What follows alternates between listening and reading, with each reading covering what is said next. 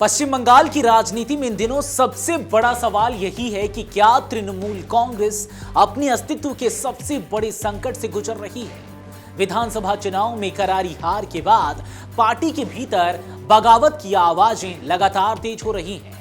विधायक नाराज हैं, सांसदों के बीच भी असंतोष की चर्चाएं हैं और अब हालात ऐसे बन गए हैं कि पार्टी सुप्रीमो ममता बनर्जी को खुद मोर्चा संभालना पड़ा है।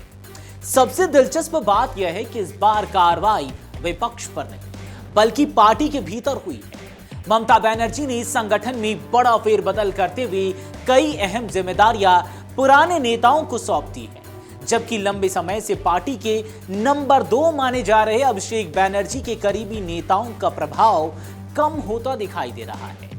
क्या यह सिर्फ संगठनात्मक बदलाव है या फिर टीएमसी में बढ़ती बगावत को रोकने की आखिरी कोशिश?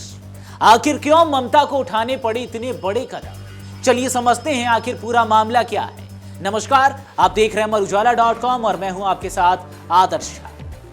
दरअसल पश्चिम बंगाल विधानसभा चुनाव 2026 में तृणमूल कांग्रेस की करारी हार के बाद पार्टी के भीतर मचा सियासी घमासान थमने का नाम नहीं ले रहा है। विधायकों और सांसदों की बगावत, संगठन के भीतर बढ़ते असंतोष और नेतृत्व पर उठ रहे सवालों के बीच पार्टी सुप्रीमो ममता बनर्जी ने बड़ा और निर्णायक कदम उठाया है। पार्टी को टूट से बचाने और नियंत्रण अपने हाथों में बनाए रखने के लिए ममता ने संगठन में व्यापक फेरबदल करते हुए ऐसी सियासी सर्जिकल स्ट्राइक की है जिसने तृणमूल कांग्रेस के भीतर शक्ति संतुलन को पूरी तरह बदल दिया है। सबसे बड़ा संदेश इस फेरबदल से यह गया है कि पहली बार ममता बनर्जी ने अपने भतीजे और पार्टी के राष्ट्रीय महासचिव अभिषेक बनर्जी के प्रभाव को सीमित करने का फैसला किया है। लंबे समय से पार्टी के भविष्य के चेहरे और नंबर 2 नेता माने जाने वाले अभिषेक बनर्जी के करीबी नेताओं और रणनीतिकारों को संगठन के महत्वपूर्ण पदों से हटाकर पुराने और अनुभवी नेताओं को जिम्मेदारी सौंपी गई है। इस पूरे मामले पर राजनीतिक जानकारों का मानना है कि यह बदलाव केवल संगठनात्मक पुनर्गठन नहीं बल्कि पार्टी के भीतर बढ़ती बगावत को नियंत्रित करने की कोशिश है। विधानसभा चुनाव में हार के बाद कई नेताओं ने खुले तौर पर अभिषेक बनर्जी की रणनीति और नेतृत्व शैली पर सवाल उठाए। इसके बाद पार्टी के भीतर 2 धड़े बनने की चर्चाएं तेज हो गई थी। नए संगठनात्मक ढांचे में अभिषेक बनर्जी के राष्ट्रीय महासचिव पद का उल्लेख तो बरकरार है, लेकिन उनके अधिकारों को व्यवहारिक रूप से सीमित कर दिया गया है। यही जानकारों का भी मानना है। अब संगठनात्मक और रणनीतिक फैसलों की जिम्मेदारी पुराने नेताओं की कोर कमेटी को सौंप दी गई है। इससे साफ संकेत गया है कि पार्टी के नीति निर्धारण और निर्णय प्रक्रिया पर अभिषेक का प्रभाव पहले जैसा नहीं रहेगा। ममता बनर्जी ने राज्यसभा सांसद डेरेक ओब्रायन को एक बार फिर राष्ट्रीय स्तर पर महत्वपूर्ण भूमिका देते हुए मुख्य राष्ट्रीय प्रवक्ता और दिल्ली में पार्टी के प्रमुख रणनीतिकार की जिम्मेदारी सौंपी है। माना जा रहा है कि अब दिल्ली की राजनीति और राष्ट्रीय स्तर पर गठबंधन संबंधी फैसलों में डेरेक ओब्रायन की भूमिका पहले से अधिक महत्वपूर्ण होगी। वह सीधे ममता बनर्जी को रिपोर्ट करेंगे। सिर्फ इतना ही नहीं, सोशल मीडिया, चुनावी रणनीति और संगठन विस्तार में सक्रिय रही अभिषेक बनर्जी की युवा टीम को भी बड़ा झटका लगा है। उत्तर 24 परगना, नदिया और मालदा जैसे महत्वपूर्ण जिलों के कई जिलाध्यक्षों को उनके पदों से हटा दिया गया है। ये सभी नेता अभिषेक के करीबी माने जाते थे। विधानसभा चुनाव में इन जिलों में पार्टी के खराब प्रदर्शन को भी इस फैसले की एक बड़ी वजह माना जा रहा है। आपको बता दें कि कोलकाता नगर निगम के पूर्व मेयर फरहाद हकीम के इस्तीफे के बाद संगठनात्मक समीकरण और तेजी से बदले।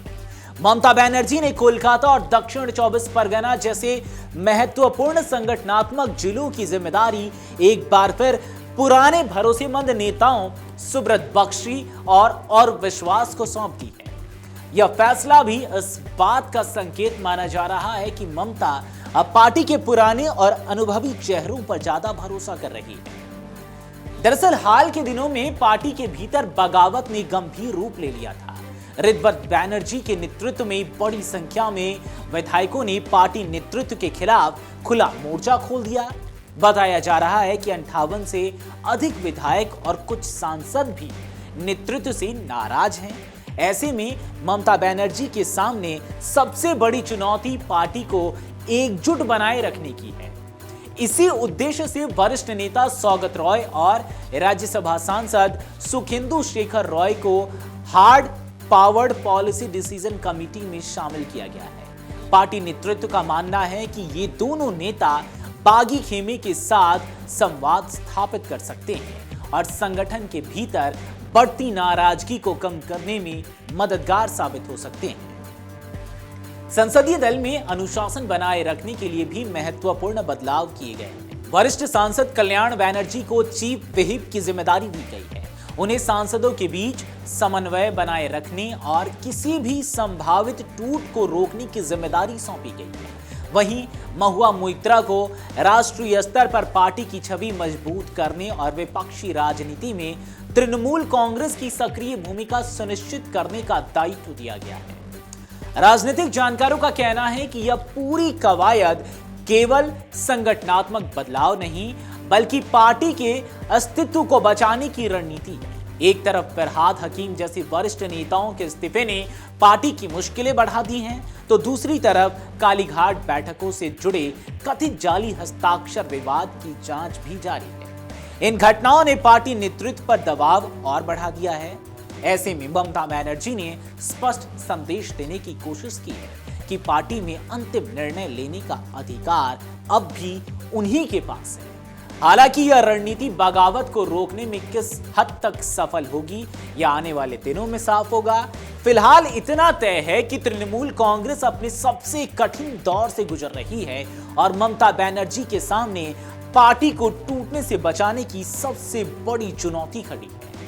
अब देखना यह दिलचस्प होगा कि इन तमाम बदलावों के बाद अब ममता बनर्जी और अभिषेक बनर्जी अचानक दिल्ली भी पहुंच गए हैं। इंडिया गठबंधन की बैठक होने वाली है, तो दूसरी तरफ ये कयास लगाए जा रहे हैं कि उधर एक तरफ विधायक तो बागी हो गए हैं, कहीं सांसद भी ना हो जाए। इन कयासों पर विराम लगाने और दूसरी बात कि सांसदों के बागी होने वाली जो बात है ये कहीं सच ना हो जाए, इसे कंट्रोल करने के लिए ममता बनर्जी और अभिषेक बनर्जी दिल्ली पहुंचे हैं। अब इसमें देखना होगा कि वो इस मुहिम में कितने सफल साबित होते हैं। क्या लगता है आपको, क्या वाकई ममता बनर्जी और अभिषेक बनर्जी सांसदों को एकजुट रख पाएंगे या फिर टीएमसी का बिखरना अभी और बाकी है? आपकी जो भी राय है कमेंट सेक्शन में जरूर बताएं। अगर आप ये वीडियो YouTube पर देख रहे हैं तो हमारे चैनल को सब्सक्राइब कर बेल आइकन दबाएं और Facebook पर देख रहे हैं तो हमारे पेज को लाइक करें।